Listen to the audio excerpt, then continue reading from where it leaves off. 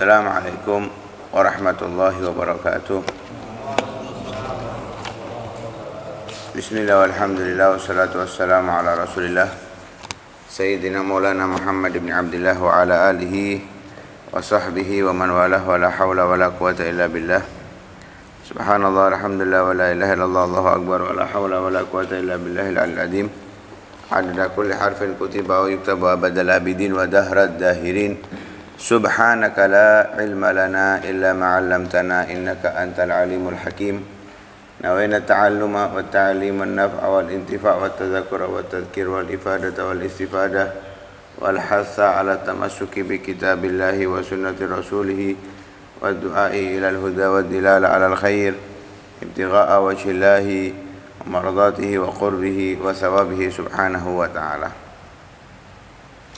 An-Nabi sallallahu alaihi wasallam bid'atu ummi. Wala syak anna Nabi sallallahu alaihi wasallam bid'atu ummi. Fahuwa juz'un minha.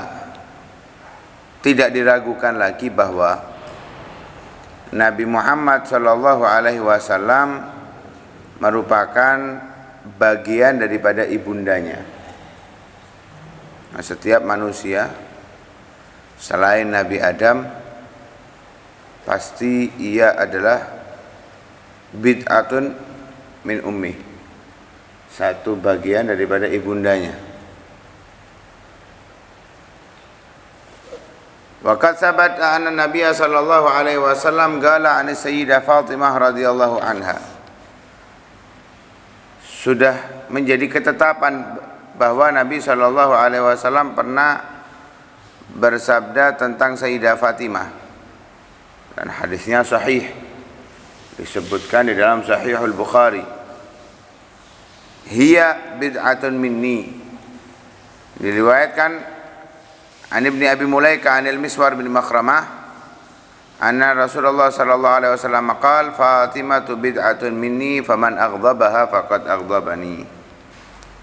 Rasul sallallahu alaihi wasallam bersabda, yang diriwayatkan oleh Ibnu Abi Mulaikah dari sahabat Al-Miswar bin Makhramah, Fatimah merupakan bagian dariku. Siapa yang membuat Fatimah murka, maka ia membuat aku murka.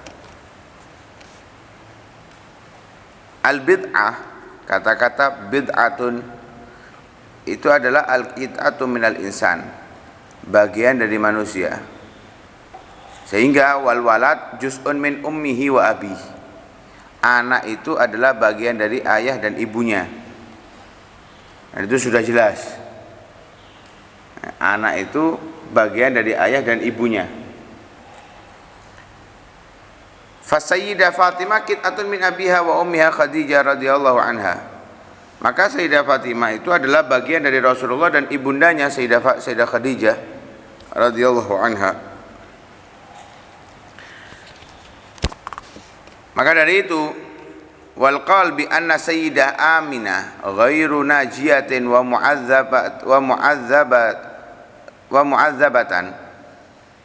mu'azzabatun ghairu najiyatin wa mu'azzabatun finnar yuaddi ila al-qaul bi anna Nabiy sallallahu alaihi wasallam juz'un mimman huwa mu'azzabun finnar. Sehingga ucapan orang yang menyatakan bahwa Sayyidah Aminah tidak akan selamat kelak di akhirat dan akan diazab di neraka, itu seakan-akan dia mengatakan bahwa Nabi Shallallahu Alaihi Wasallam adalah bagian orang yang diazab oleh Allah di neraka.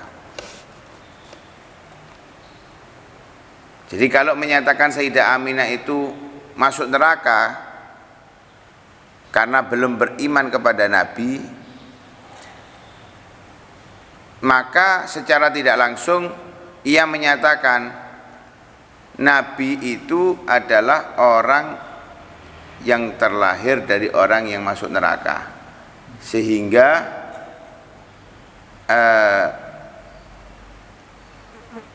terlahir dari Nabi itu adalah bagian dari orang yang masuk neraka, bagian dari orang yang masuk, yang diazab di neraka Allah Subhanahu wa taala. Karena wan nabi qit'atun min ummihi wa abi. Nabi itu adalah bagian daripada ayah dan ibundanya. Wa hadza yaqtadi najatahuma li'annahu juz'un minhuma. Lah kalau sudah kita ketahui bahwa Nabi itu adalah bagian daripada ayah dan ibundanya, maka itu menuntut untuk kita yakini bahwa orang tuanya Nabi itu orang yang akan beruntung kelak di akhirat, orang yang akan selamat daripada azab neraka Allah Subhanahu wa taala. Wal qaul bi annahuma yu'adzabani yatanafa ma'a dzalika tanafiyan yafhamuhu kullu aqil. La ucapan yang menyatakan bahwa Sayyidah Aminah dan ayahnya Nabi Sayyidina Abdullah itu diazab itu bertentangan dengan pertentangan yang bisa difahami oleh orang yang berakal. Kenapa? Enggak layak seseorang yang sangat mulia dilahirkan dari orang yang diazab di neraka. Kalau kemuliaannya itu dari segi manusia biasa masih memungkinkan, seperti banyaknya sahabat Nabi Shallallahu Alaihi Wasallam, dan yang paling nyata Sayyidina Ikrimah bin Abi Jahal, anak daripada musuhnya Allah dan musuhnya Rasulullah. Itu masuk orang yang mulia, tapi kemuliaannya itu dari segi manusia, yang menilai penilaiannya adalah manusia. Sedangkan Nabi Shallallahu Alaihi Wasallam beliau pernah memberikan kabar. Waqad akhbara Nabi Shallallahu Alaihi Wasallam annahu wa man anjabuhu mukhtaruna jami'an minallah. Nabi itu dan orang-orang yang membuat wujudnya Nabi, sebab wujudnya Nabi itu adalah orang-orang pilihan semuanya dari Allah.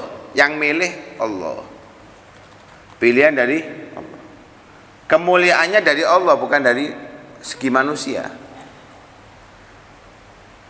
Sebagaimana sudah kita sebutkan berulang kali, innallaha astafa Kinana min walad Ismail, dan seterusnya, dan sampai akhir.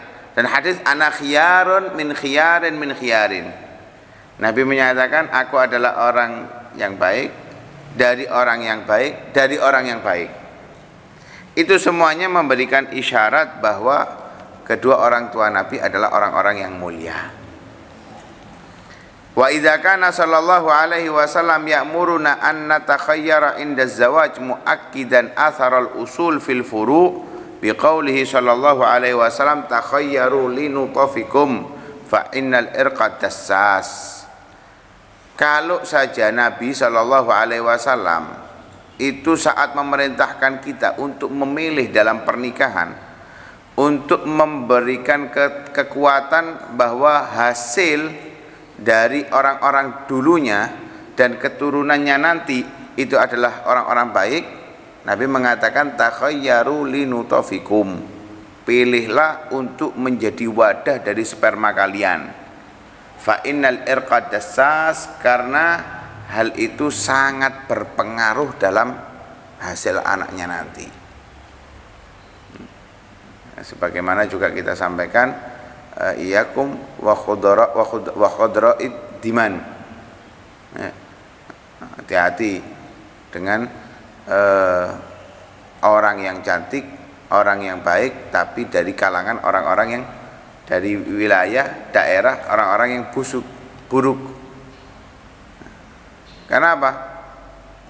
Beresiko tumbuh anak yang tidak baik dan tidak bagus. Bagaimana itu sudah terjadi di zaman Sayyidina Umar bin Khattab ketika seorang ayah melaporkan tentang anaknya yang durhaka. Dan penyebabnya karena tidak memilihkan ibu yang baik untuk anaknya. Artinya menikah nggak pilih-pilih. Yang dipilih mungkin duitnya, yang dipilih itu tampilannya.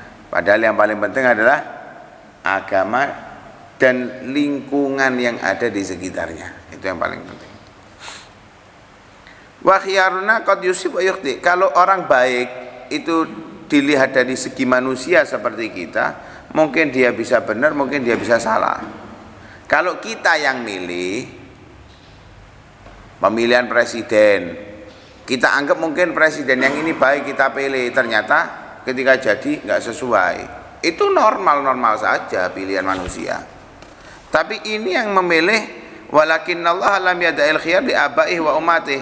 Allah enggak membiarkan orang tuanya yang memilih, tapi yang memilih Allah langsung sendiri. Allah pilihkan orang tuanya untuk Nabi. Bahkan bukan hanya orang tuanya saja, sampai atas. Bal ikhtarahum subhanahu bi ilmihil muhit wa sifaihil akid kama thabata fi ahadith ikhtiyarillahi li usuli wa sifaihi lahum. Bahkan Allah sendiri yang memilihkan mereka untuk orang tua Nabi, garis keturunan Nabi Shallallahu Alaihi Wasallam, dengan pengetahuannya Allah yang mengetahui segala sesuatu, dan pilihan Allah yang paling tepat. Siapa coba yang mau berani mengatakan bahwa Allah itu keliru, Allah nggak pas?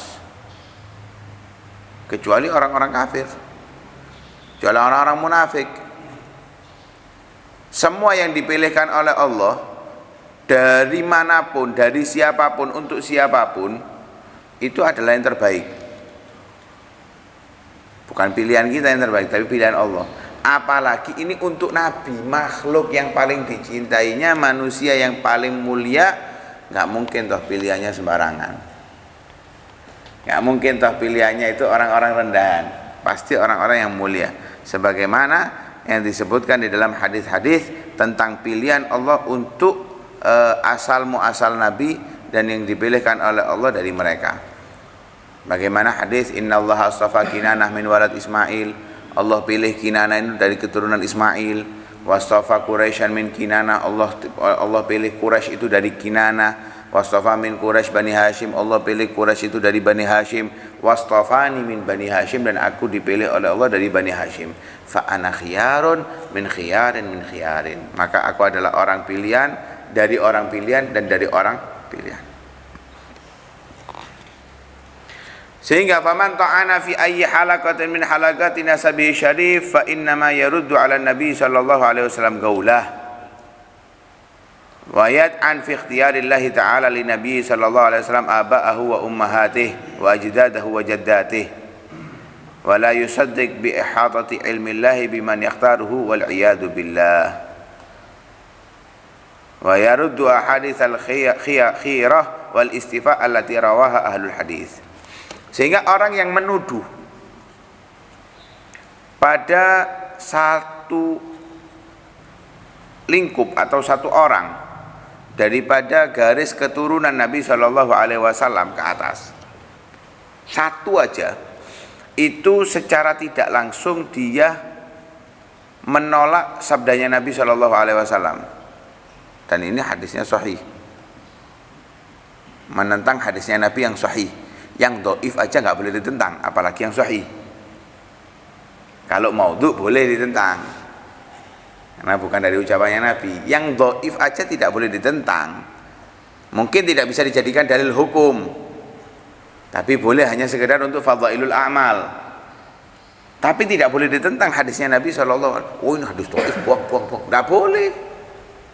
Yang membuat dhaif itu bukan ucapan Nabi, perawinya yang membuat hadis itu dhaif. Perawinya yang membuat hadis itu dhaif. Sehingga hadis dhaif pun tidak boleh ditentang. Tidak boleh dianggap wah enggak pas ini, enggak pas, enggak boleh. Hanya bisa dipakai fadhailul amal, benar. Apalagi hadisnya sahih. Sudah enggak bisa ditentang dan itu bisa dijadikan hukum. Lah kalau sudah menolak sabdanya Nabi, kemudian orang yang menuduh Nabi Shallallahu Alaihi Wasallam itu juga secara tidak langsung menuduh dari garis keturunan Nabi itu, dia menganggap Allah nggak pas dalam memilihkan untuk nabinya dan ayahnya, menganggap Sayyidah Aminah itu nggak selamat nanti di akhirat, akan diazab. Secara tidak langsung dia mengatakan Allah nggak tepat milih orang tuanya Nabi, milih kakek neneknya Nabi itu nggak pas. Sehingga dia juga termasuk orang yang tidak mempercayai dengan keluasan ilmu Allah dari orang-orang yang dipilih oleh Allah Subhanahu wa taala. Nauzubillah min dzalik. Bahaya. Ya. Masalahnya berhubungan dengan keimanan. Bisa kufur. Secara tidak langsung bisa kufur, nauzubillah. Dan ia juga menolak hadis-hadis yang meriwayatkan tentang itu menolak ucapan ahlul hadis. Jadi sudah Nabi nggak dia percaya, Allah nggak dia percaya, para ahli hadis nggak dipercaya. Siapa yang nggak percaya tiga ini? Mulhidin, orang-orang ateis. Nah, karena itu hati-hati. Ini yang ditanamkan memang oleh orang-orang yang tidak beragama untuk merusak keimanan kita. Bukan orang hanya sekedar kufur saja, tapi dia sudah menganggap Allah nggak pas. Seakan-akan Allah salah. Kalau Allah salah, Tuhan salah, siapa yang benar terusan? Terus dari mana ditemukan kebenaran? Kalau Allah saja sudah dianggap salah. Hati-hati. Jadi hal-hal demikian ini rentetan keimanan yang harus kita jaga. Yang harus kita jaga. Wa qadiman qala syair. Sudah dahulu kala syair itu pernah berkata, wa hal yambutul khati illa washijah wa taghris illa fi manabidhihan nakhlu. Kan nggak mungkin pohon itu akan bisa tumbuh ketika ditanam di tempat yang salah. Contoh mangga atau coklat atau apa, di tempat yang mestinya dingin ditaruh di tempat yang panas, tumbuh? Nggak mungkin, karena tempatnya sudah salah.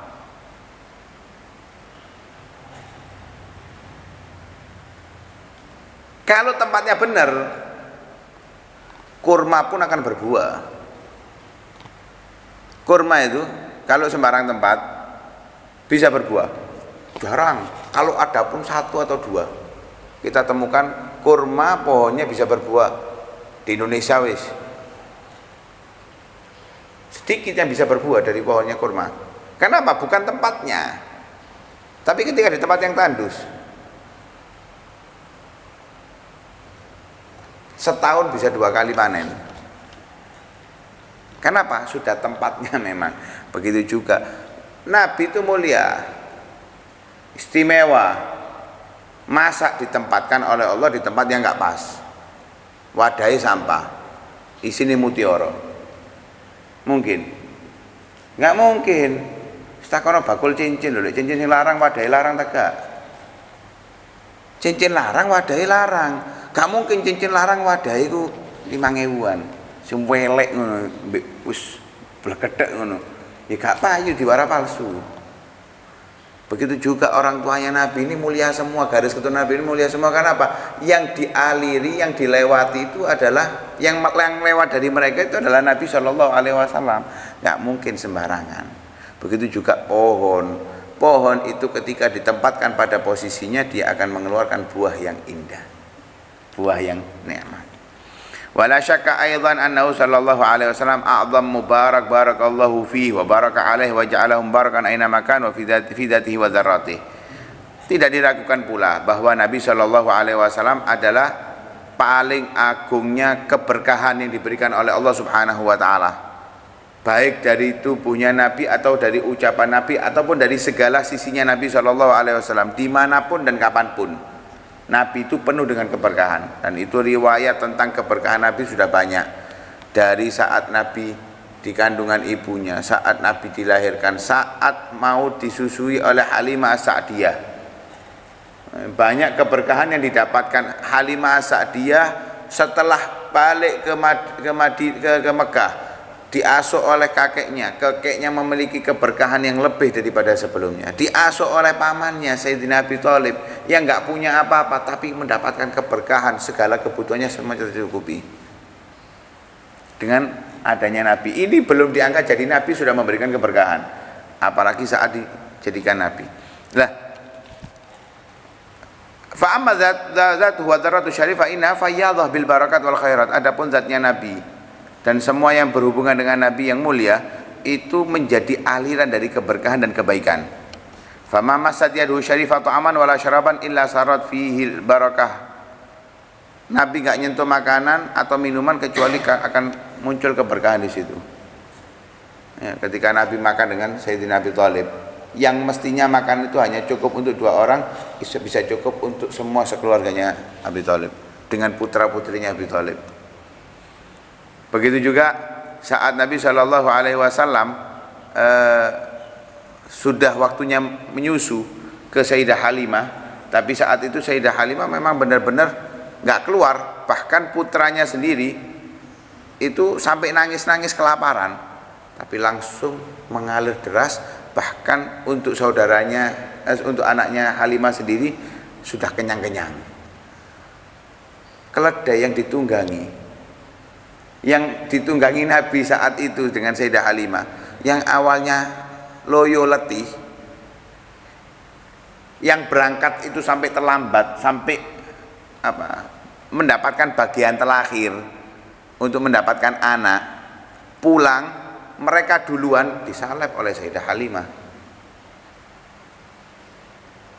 Keberkahan yang dilakukan oleh Nabi Shallallahu Alaihi Wasallam, air yang mestinya itu hanya cukup untuk wudhu satu orang dua orang, tangannya Nabi diletakkan di air tersebut, puluhan orang bahkan ratusan orang cukup berwudhu di air tersebut. Itulah keberkahan yang dirasakan oleh para sahabat Nabi Shallallahu Alaihi Wasallam. Begitu juga wala basaqa fi ta'amin aw ma'in illa wa burika fihi.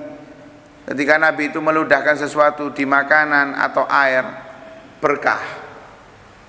Jangankan air, jangankan matanya Sayyidah Qatadah ketika di satu peperangan itu lepas kiwir-kiwir, ya.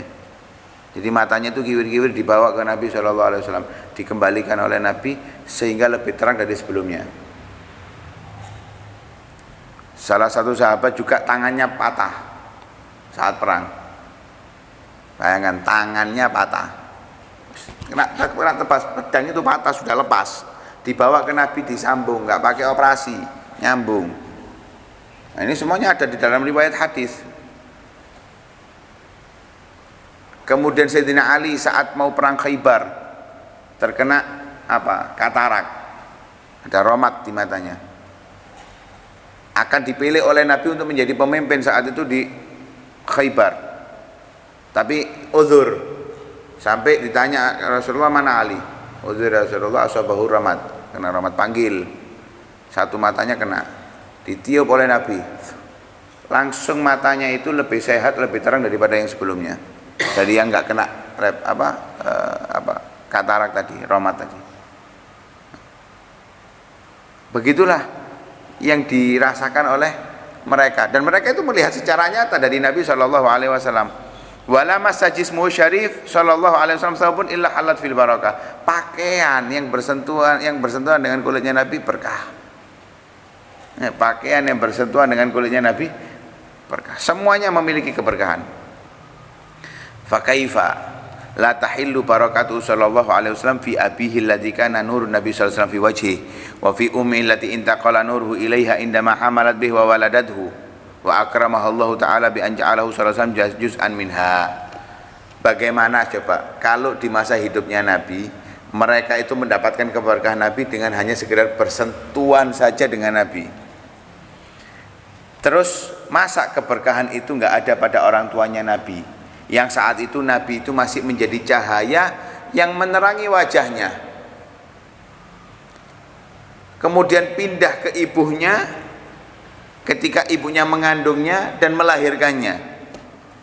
9 bulan ini bersentuhan dengan cahayanya Nabi, bukan zatnya Nabi, bukan tubuhnya Nabi, cahaya. Tentunya cahayanya Nabi ini lebih afdal daripada jasadnya Nabi. Cahayanya Nabi lebih afdal daripada cahayanya zatnya Nabi. Zatnya Nabi aja sudah seperti itu, bagaimana cahayanya Nabi Shallallahu Alaihi Wasallam. Nah, sedangkan kita semuanya membutuhkan cahayanya Nabi Shallallahu Alaihi Wasallam. Dan Allah muliakan Sayyidah Aminah untuk dijadikan Nabi itu adalah bagian dari dirinya. Kan nggak masuk akal gitu. Kalau dikatakan orang tuanya Nabi itu nggak selamat, akan diazab itu. Nah, karena itu inilah kisah bagaimana ibunda baginda Nabi Shallallahu Alaihi Wasallam. Nabi menyebutnya dengan Ibnul Awatik wal Fawatim, Ini adalah sisi daripada nasab yang mulia dari Nabi sallallahu alaihi wasallam, wadah yang suci yang mengandung cahaya Nabi sallallahu alaihi wasallam. Karena itu mudah-mudahan Allah kuatkan keimanan kita. Allah buat kita cinta kepada Nabi dan seluruh garis keturunan Nabi sallallahu alaihi wasallam, dan kita dihindarkan dari pemikiran-pemikiran yang menyimpang. Amin ya rabbal alamin. Sallallahu alaihi wasallam Muhammadin wa ala alihi wasallam. Alhamdulillahirabbil alamin. Hadratin Nabi sallallahu alaihi wasallam. Al-Fatihah.